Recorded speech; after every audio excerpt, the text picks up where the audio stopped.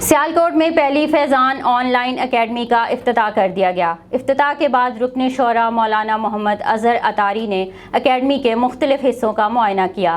Academy کے قیام سے دنیا بھر میں قرآن و سنت کی تعلیم عام کرنے میں مدد ملے گی۔ سیالکوٹ تبلیغ قرآن و سنت کی غیر سیاسی عالمگیر تحریک دعوت اسلامی کے زیر اہتمام مدنی مرکز فیضان مدینہ رنگ پورہ میں فیضان آن لائن اکیڈمی کا باقاعدہ افتتاح رکن شورا ابو البیان مولانا محمد اظہر عطاری نے کیا۔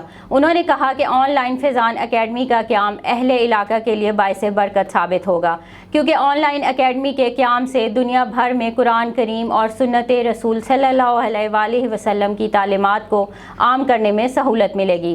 فیضان مدینہ سیالکوٹ کے ساتھ دوسری برانچ کا افتتاح بھی انشاءاللہ جلد ہی اسی مہینے کر دیا جائے گا۔